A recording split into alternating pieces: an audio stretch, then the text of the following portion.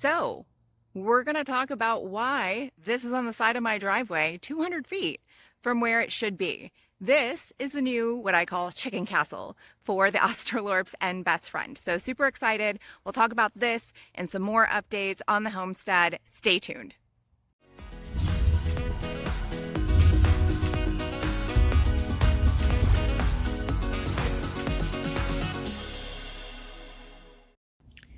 So pool update, I got the wrinkles out this morning and it is filling. It's probably going to take 2 days to fill.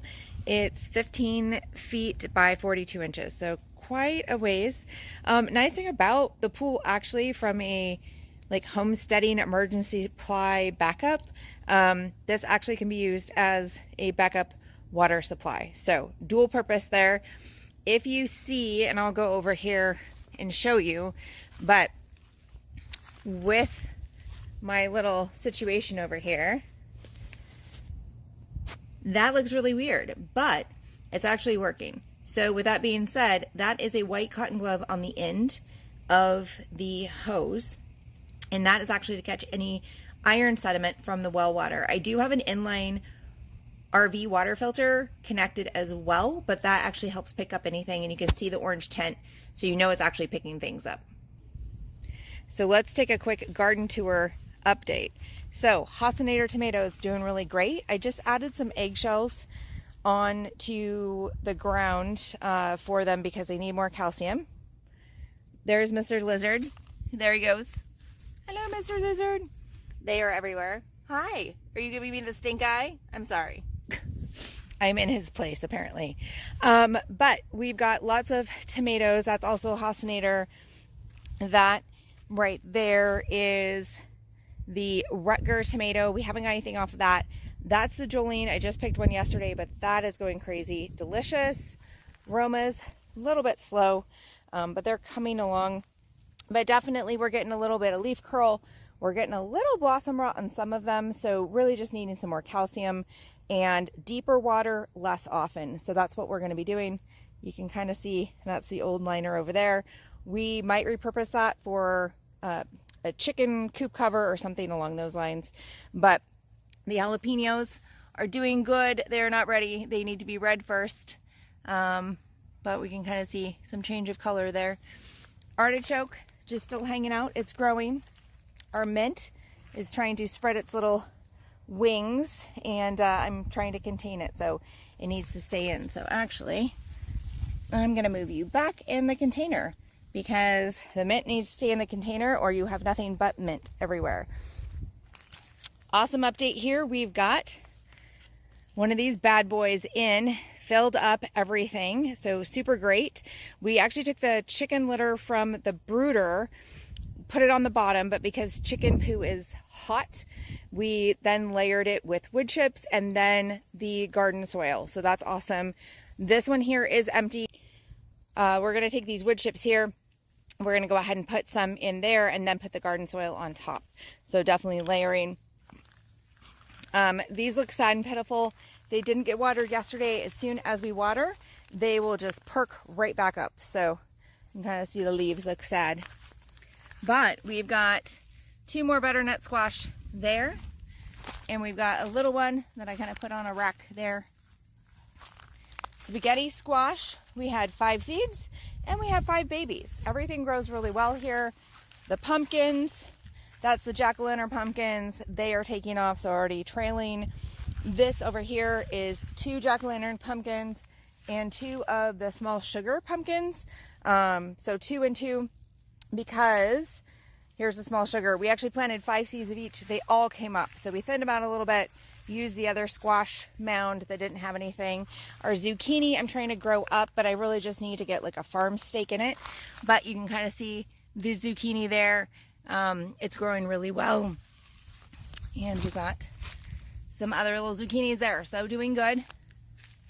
And then if we come over on this side,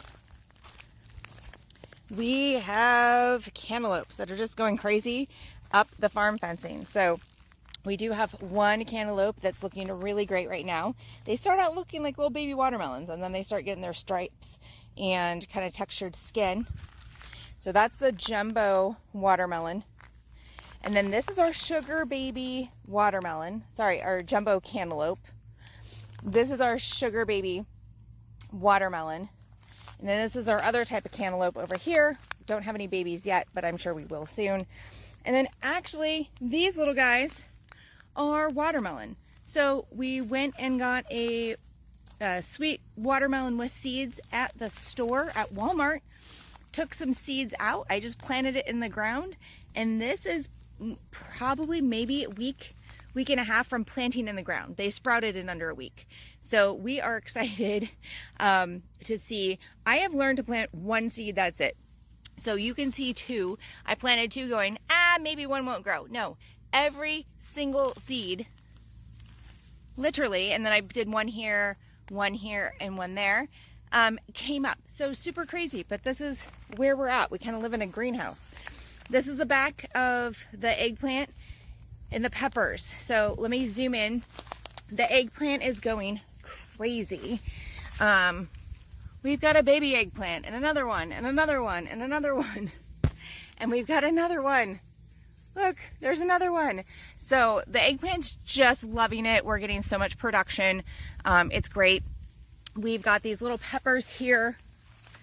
These are Mad Hatter peppers. So they are looking funny, but that they're supposed to. And they actually are supposed to turn red. So they're not ready yet. The Bastion peppers, these ones actually right here, that one probably is ready. So we're gonna go ahead and pick that a little bit later today. These are our Big Bertha just green bell peppers.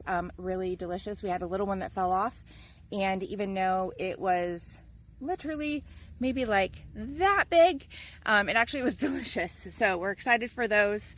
And then these ones back here, you can kind of see, those ones are lunchbox orange. So definitely not orange yet, not ready to go. These are our Sun Sugar volunteers from last year's plant.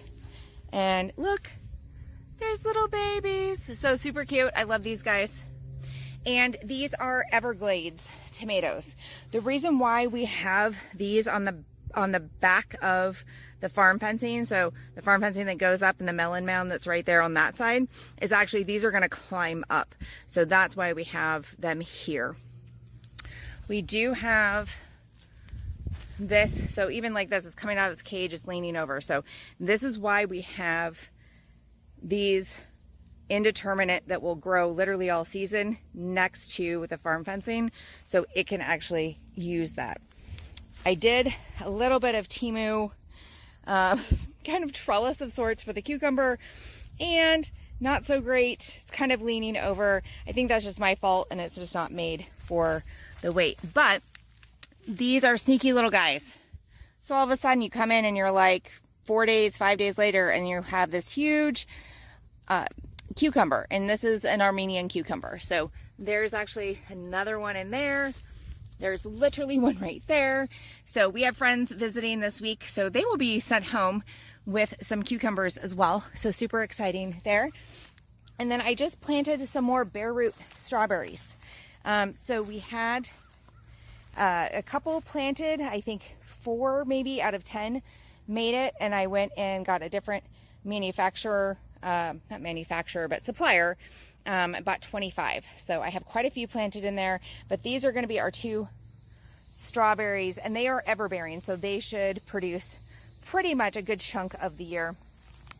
This is our other cucumbers over here. They obviously don't need a trellis and will just take over everything. So good stuff. But yeah, we've got lots of things here. Really awesome update. All right, here's the Chick update. Hi, Splish. I see you're up trying to high fly. I know. I see you up there. So if you've not seen the daily chicken shorts, make sure to subscribe. And you'll get a short. I have not been getting the short notifications even on mine every day, but log in. There's at least one short for the chickens. We're doing like daily Chick Chronicles, but they're just hanging out. Honestly, hello, you're so cute. But honestly, the meat birds kind of look like baby turkeys at this point. AI, if I ever upload a picture, they're like, so the baby turkeys, and I'm like, no, chickens. So kind of funny on that. But even the layers, I mean, they're Got tons of feathers. They're a little over 4 weeks old now. They're doing really good. And I'm going to go ahead and show you actually their soon-to-be chicken castle in a crate right now, at least for the layers.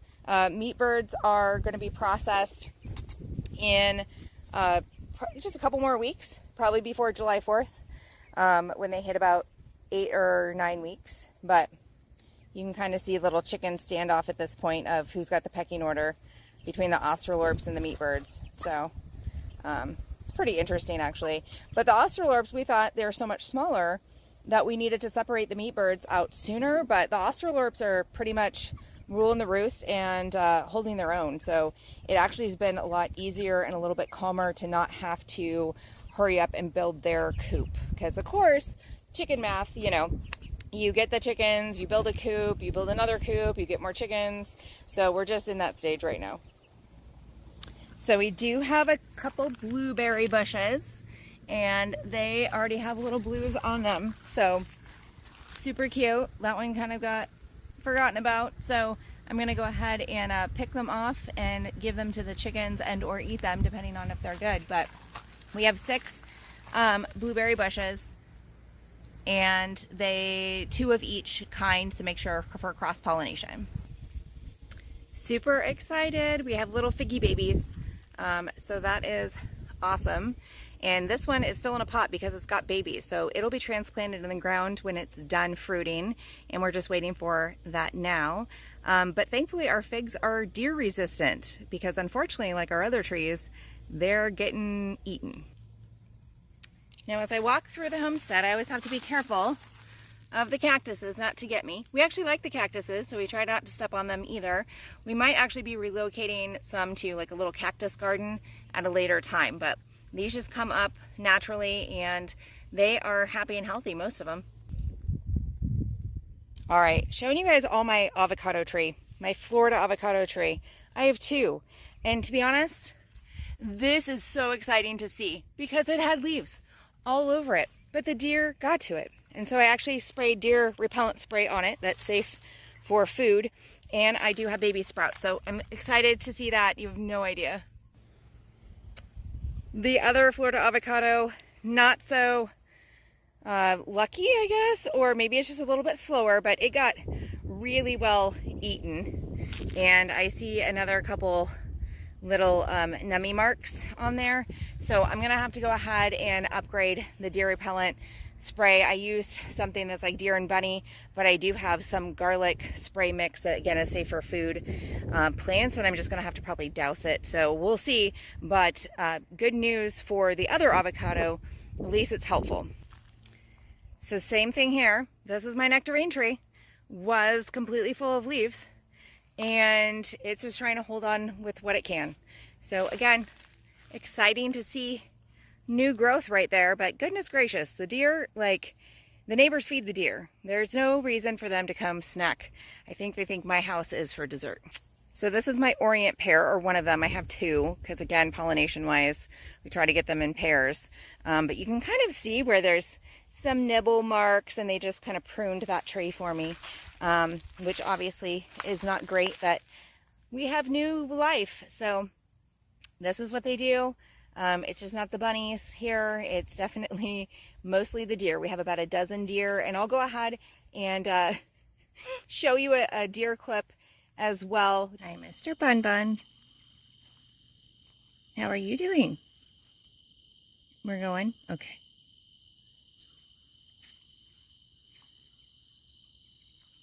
Hi, dear. How are you? Oh, we've got a whole group back here.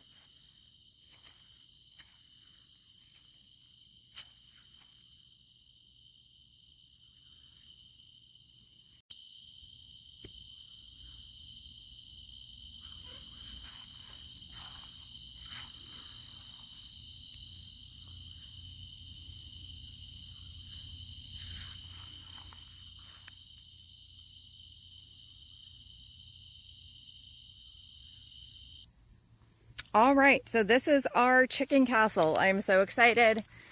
We have a Producer's Pride Cabana coop. There will be a follow-up video when we get it put together because I could not find anything that had a tour online to actually show the size besides pictures, which was not good enough. But if you can kind of see, it is 752 pounds.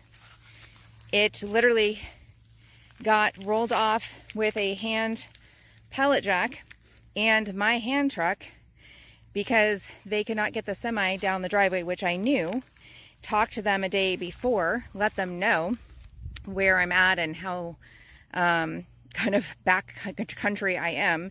And they said, no worries, we'll get it taken care of, have the driver call you. Driver didn't call, just showed up with the semi, kind of yelling for me, knocking on my door, came out. I ended up having to get a hand truck and helping him come down the driveway just because he wanted to go ahead and actually leave it out in the street and or on the side of the road. And I said, no, absolutely not. You're going to have to figure out how to get that in my property at the very minimum. But frankly, it should be about 200 feet into my property and dropped off. I do have, you know, a driveway that's limestone and can carry the weight. That's not an issue, but he did not come prepared. And, you know, I talked to the dispatch lady, thought everything was taken care of, and he showed up and he was not prepared. And it was not a great experience, to be honest. So, again, 752 pounds, like you're going to have a really large truck for them to unload it off onto. And even with that, honestly, like even if I had a truck or a trailer, I don't know how he would have gotten it off. He just had like I said, a hand pallet jack and the lift gate. There wasn't a lot to really move it.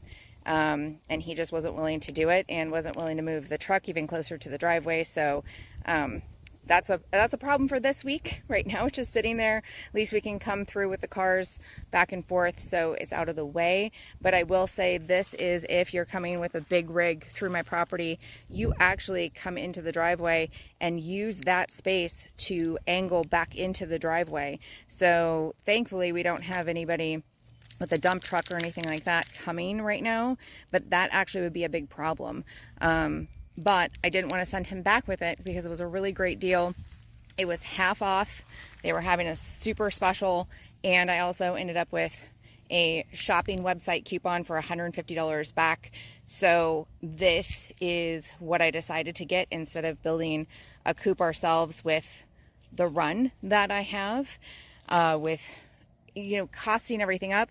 It was going to be probably a couple $100, maybe $200 or $300, to actually build what we needed with this run that I already have. So this comes with a run, not as big as what I've got, but definitely good for a long time for them as they grow.